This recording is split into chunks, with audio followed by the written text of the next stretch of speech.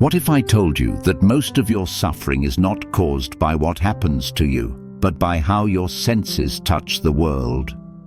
Every day, without realizing it, you are pulled, pushed, tempted, irritated, and exhausted by 6 invisible doors.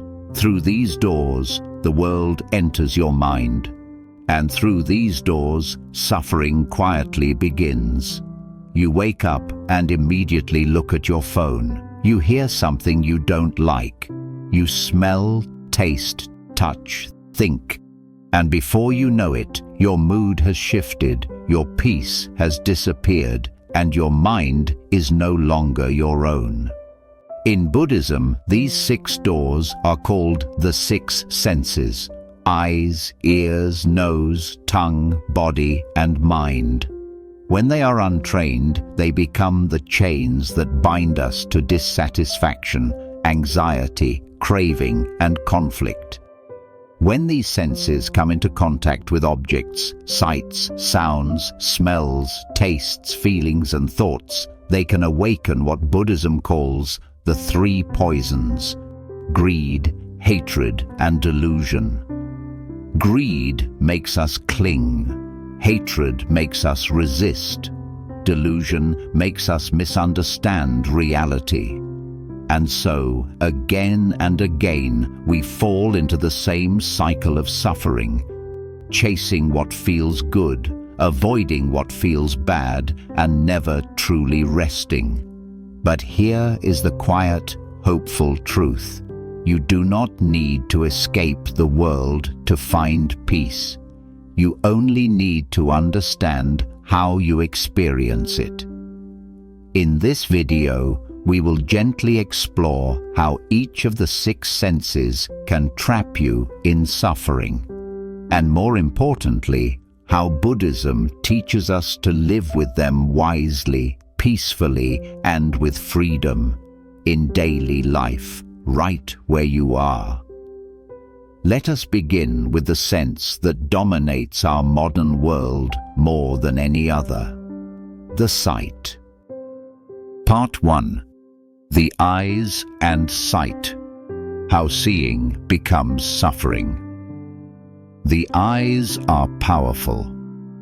Before a single word is spoken, before a thought even forms clearly, the eyes are already working, scanning, judging, comparing, wanting, rejecting. You open your eyes in the morning and immediately the world rushes in. Light, color, shapes, movement. Beautiful things attract you, unpleasant things disturb you, and neutral things quietly pass without notice. In Buddhism, the problem is not seeing itself. Seeing is natural. The suffering begins when seeing turns into grasping, resisting, or confusing, when the 3 poisons enter through the eyes. Let's look at how this happens in daily life. You see something beautiful, a person, a place, a luxury item, a perfect body on social media. A subtle tension arises. I want that. I wish I had that. Why is my life not like that? This is greed through the eyes. It doesn't always shout. Often it whispers quietly, creating dissatisfaction with what you already have.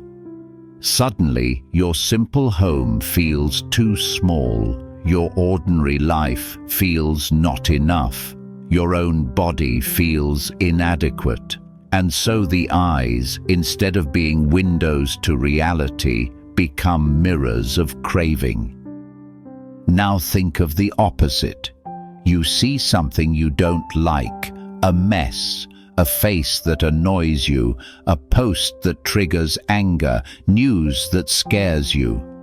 Immediately your body tightens, your breath changes, your mind contracts.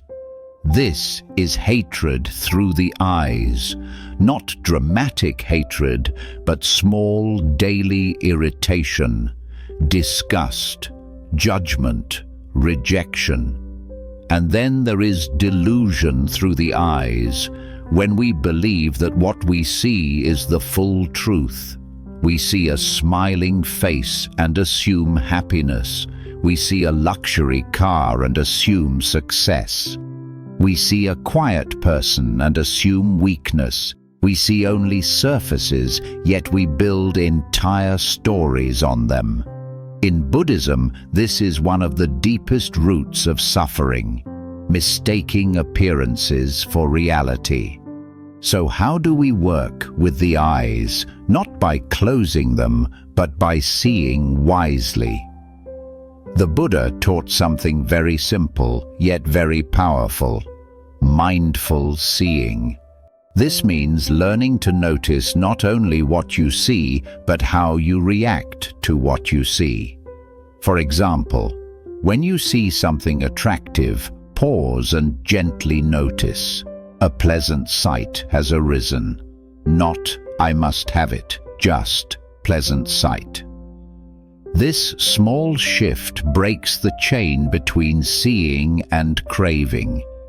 When you see something unpleasant, instead of pushing it away mentally, try noticing. An unpleasant sight has arisen. Not, this shouldn't be here. Just, this is unpleasant.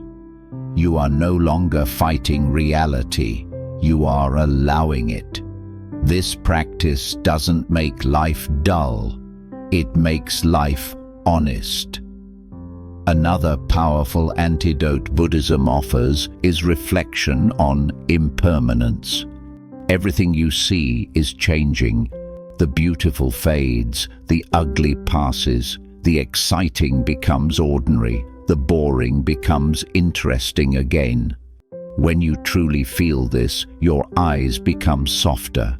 You stop demanding that the world freeze in the shape you prefer.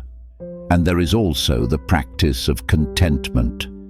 Instead of training your eyes to look for what is missing, train them to notice what is already here: the warmth of sunlight through a window, the quiet order of a simple room, the face of someone who cares about you, the miracle of being able to see at all.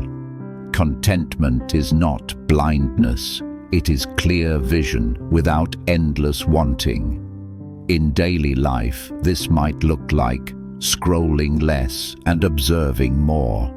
Walking without headphones sometimes, just seeing trees, buildings, people, without labeling everything as good or bad. Noticing when your eyes rush ahead of your heart.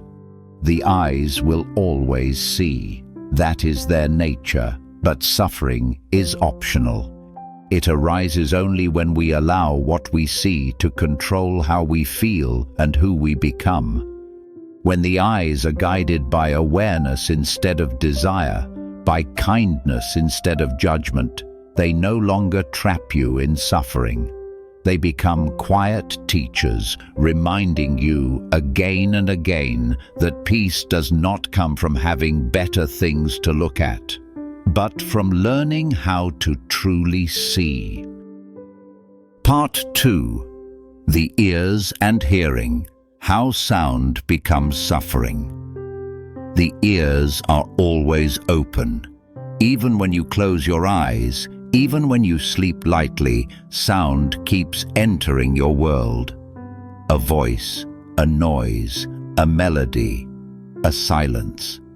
And just like the eyes, the ears do not merely receive sound, they shape your emotional world more than you may realize.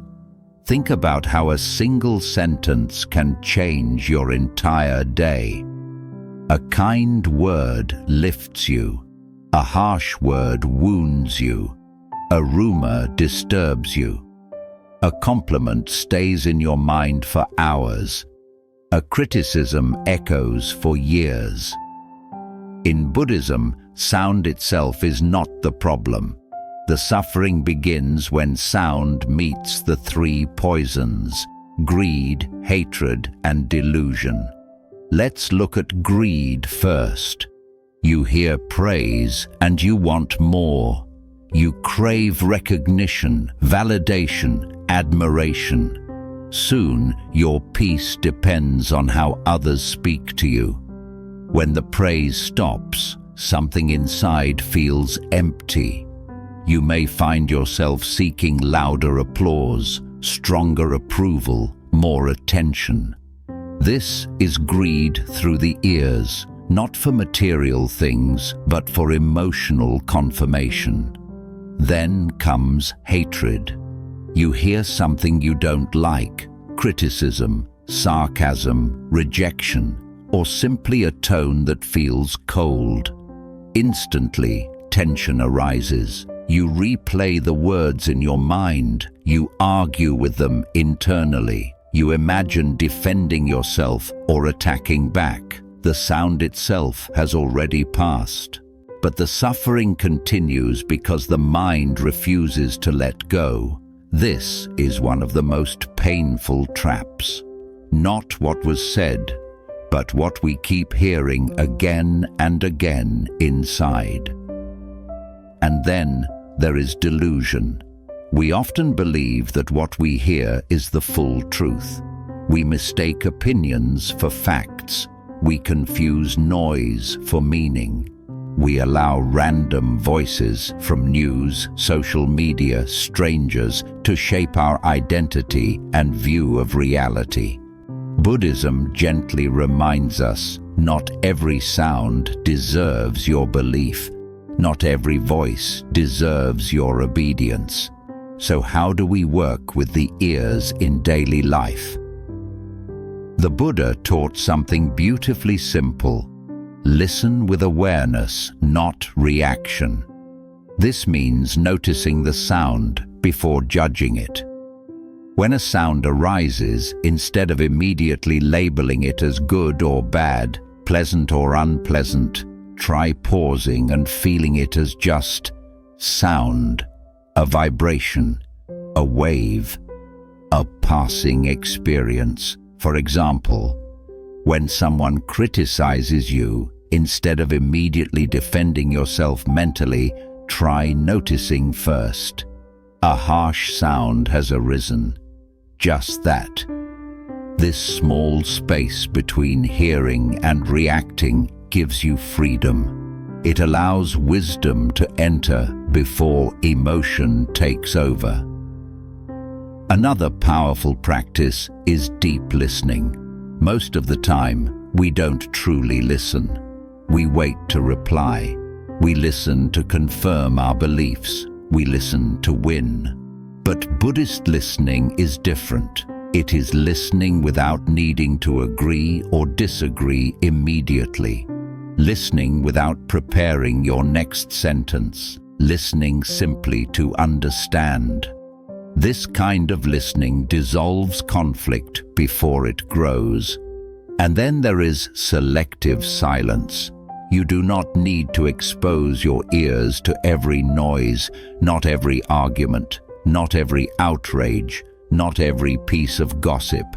Sometimes peace is protected not by reacting wisely, but by choosing not to listen at all. Turn off what disturbs your heart unnecessarily. Choose sounds that calm, not inflame. Soft music, nature, silence. In Buddhism, silence is not emptiness, it is clarity. And finally, there is right speech, which also relates to the ears. Because every sound you receive, you also send out. Harsh speech poisons not only others, but your own mind. Kind speech purifies both the speaker and the listener. When your own words become gentle, your ears slowly become gentle too. You stop expecting the world to shout at you and start hearing life as it truly is, imperfect, changing, but deeply human. The ears will always hear, but suffering arises only when sound becomes identity, attack, or desire. When the ears are guided by mindfulness, patience, and compassion, they no longer trap you in suffering. They become doors not to conflict, but to understanding. Part 3. The nose and smelling. How smelling becomes suffering. Smelling may seem like the most innocent of the senses. After all, smell feels subtle, fleeting, almost unimportant compared to what we see or hear. But in Buddhism, even this quiet sense has the power to shape desire, memory, aversion, and attachment. A single scent can bring back an entire past. A single smell can attract or repel you instantly. And without noticing, the mind follows. Smell works silently, but deeply. Think about how certain fragrances make you feel safe, nostalgic, comforted. The smell of food from childhood, the scent of a loved one, the freshness after rain. And then there are smells that disturb you: pollution, decay, sweat, chemicals. Your face tightens, your body recoils, your mood shifts. In Buddhism, smell itself is neutral. The suffering begins when smell triggers the 3 poisons. Let's begin with greed. You encounter a pleasant smell: food, perfume, incense. Immediately, desire arises. I want more. I want to own this. I want to taste this. Soon, the mind is no longer resting in the present moment. It is chasing the continuation of pleasure. This is how craving quietly enters through the nose. You may notice this when walking past a bakery or a restaurant. The smell itself is just a sensation, but suddenly you feel hungry, not in the body, but in the mind. You weren't hungry before. The smell created a story. Then comes hatred. An unpleasant smell appears: garbage, smoke, decay. Instantly, resistance arises. You wrinkle your face. You feel irritation. You want it gone now. This is natural. But when the reaction becomes mental agitation, the suffering begins, not because the smell exists, but because the mind refuses to allow it. And then there is delusion. We often associate smells with fixed meanings. This smell is good. That smell is bad. This means comfort. That means danger. Sometimes this is helpful. But often we cling to these labels without realizing that smell is simply a passing experience, not a permanent reality. So how does Buddhism suggest we work with the nose? Through mindful breathing and mindful smelling. The breath and the nose are deeply connected. When you breathe consciously, you begin to notice smells without becoming lost in them. For example, when you smell something pleasant, instead of immediately craving it, try noticing. A pleasant smell has arisen. Feel it. Let it be. Let it pass. When you smell something unpleasant, instead of tightening, try.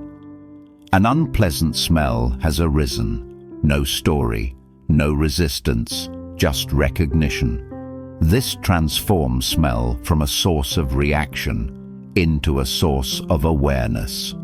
Another powerful antidote is reflection on impermanence. Smells do not last. Even the most beautiful fragrance fades quickly. Even the worst stench disappears sooner or later. When you truly feel this, your attachment to pleasant smells and aversion to unpleasant ones becomes softer. You stop demanding that life smell only the way you like. There is also the practice of gratitude through the senses. Many people cannot smell at all. When you remember this, every scent becomes a quiet gift, not something to fight or chase, but something to appreciate briefly and let go of. And then there is the deeper level Buddhism points to. Smell, like all senses, is not happening to a permanent self. It is just conditions meeting: nose, air, particles, consciousness. When you see this, you stop saying, "I am disturbed by this smell," and begin to see. There is disturbance arising due to conditions. This small shift removes the heaviness of ego from experience. In daily life, this might look like pausing when a smell triggers you, breathing calmly instead of reacting, letting smells come and go like passing clouds. It may sound simple, but simplicity is where freedom begins. The nose will always smell, but suffering is not in the smell itself. It is in the clinging, rejecting, and misunderstanding that follow.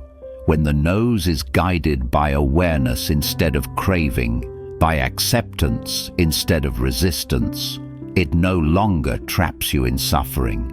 It becomes another doorway into presence, a gentle reminder that life is happening now, not in your reactions to it. Part 4. The tongue and tasting.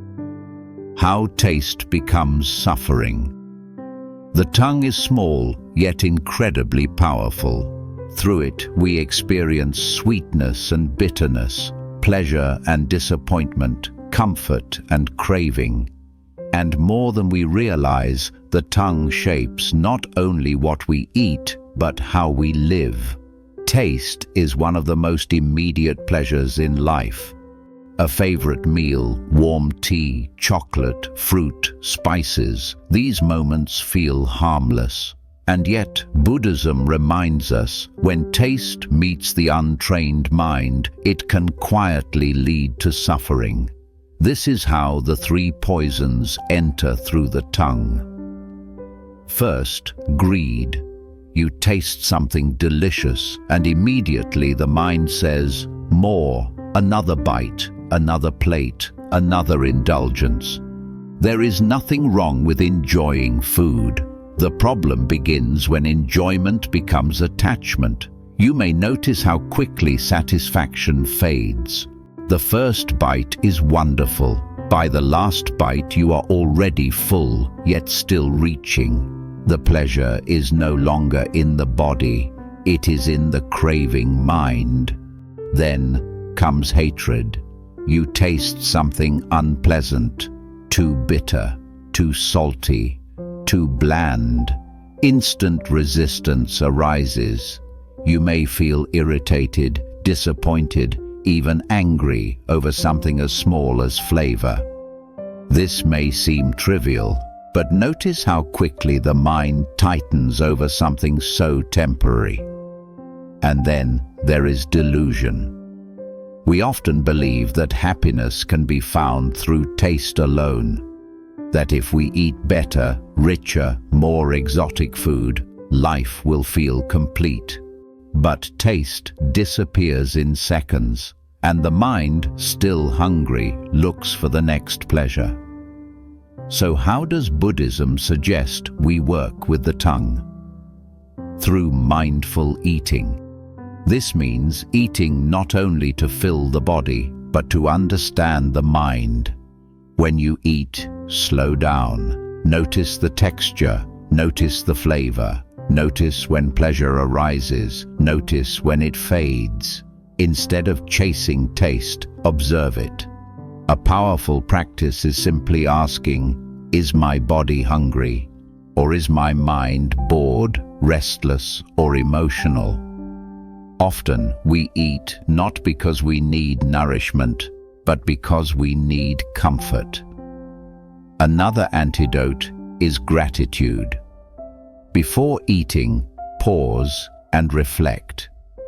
This food came from many conditions: soil, rain, farmers, transport, time.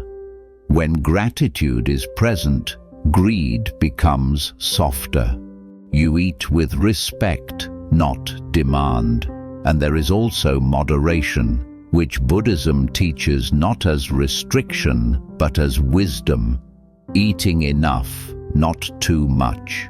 Enjoying taste without letting it rule you. When the tongue is guided by mindfulness, taste becomes a teacher, showing you how desire arises and how peace returns when you don't follow it blindly. The tongue will always taste, but suffering is not in taste. It is in forgetting that taste is temporary. When you remember this, every meal becomes a quiet meditation, and even the simplest food becomes enough. Part 5. The body and sensing. How touch becomes suffering. The body is where life feels most real. Pain, pleasure, warmth, cold, tension, relaxation. All of these are experienced through the body. And because these sensations feel so personal, the body becomes one of the strongest doors through which suffering enters. In Buddhism, the body is not rejected. It is respected, observed, and understood. But when bodily sensations meet the three poisons, suffering arises. First, greed. A pleasant sensation appears: comfort, softness, warmth, physical pleasure. And immediately the mind says, I want this to continue. I want more. You may notice this when lying in bed, in a hot shower, during a massage, or in intimacy. The body feels good, but the mind begins to cling, and when the sensation fades, dissatisfaction appears. Then comes hatred. Pain arises, a headache, back pain, fatigue, illness, discomfort, and instantly the mind resists. I don't want this. This shouldn't be happening. Why me? But in Buddhism, pain is natural. Suffering begins when the mind fights what the body is already experiencing. And then there is delusion. We often believe, this body is me, but the body is constantly changing. It was once a child's body. It will one day be an old body. It is not stable enough to be a permanent self. So how does Buddhism suggest we work with the body? Through mindful awareness of sensations. Instead of labeling sensations as good or bad, simply notice. There is warmth, there is tension, there is pressure, there is ease.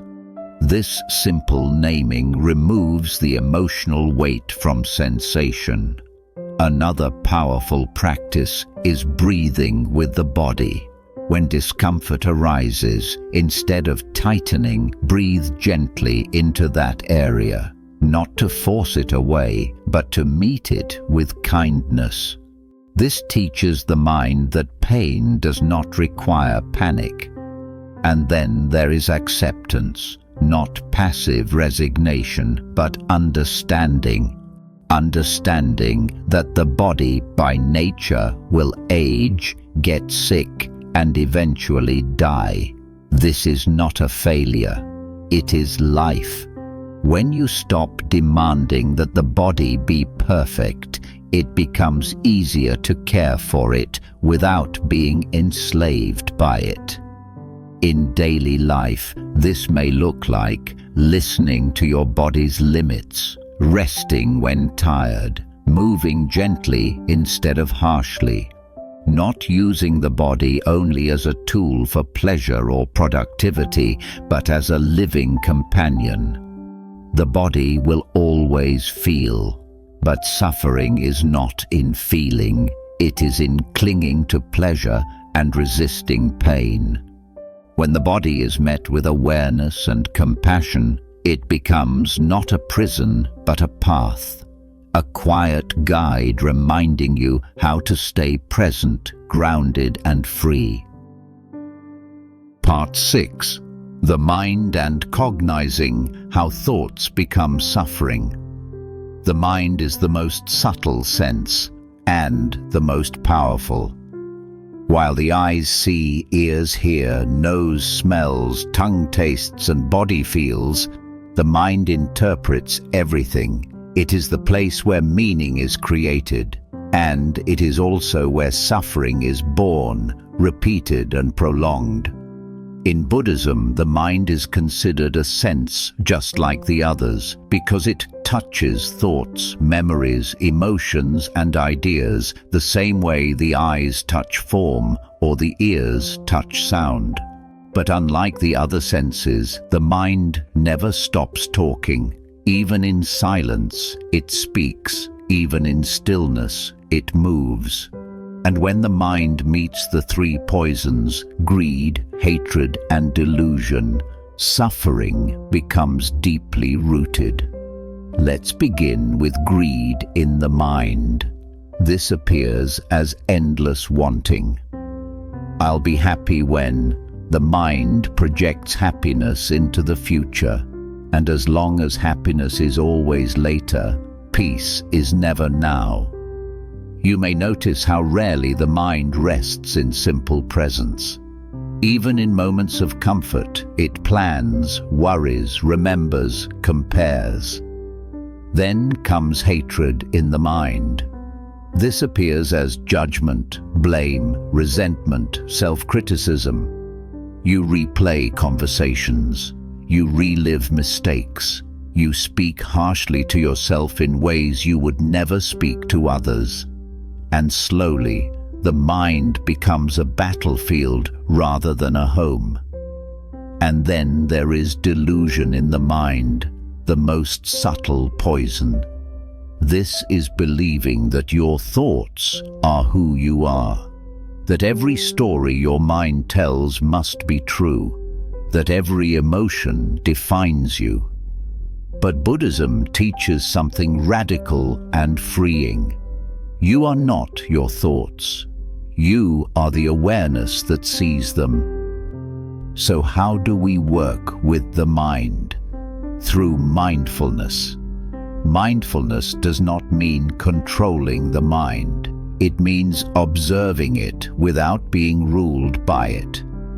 When a thought arises, instead of following it blindly, try noticing a thought has arisen. Not, this is me. Not, this is true. Just, this is a thought.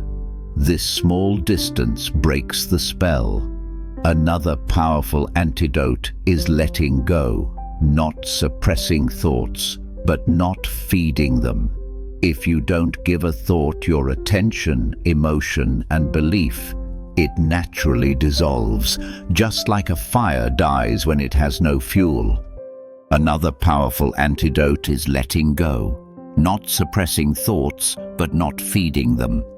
If you don't give a thought your attention, emotion, and belief, it naturally dissolves, just like a fire dies when it has no fuel. The six senses are not your enemies. They are simply doors. When you walk through them unconsciously, suffering follows. But when you walk through them with awareness, peace becomes possible right here in daily life. You don't need to escape the world. You only need to meet it wisely. If this video helped you see your life more clearly, please like, share, and subscribe to Mindfulness, a space for calm and inner freedom. Let me know in the comments which sense challenges you the most. Until next time, be gentle with yourself and aware of this moment.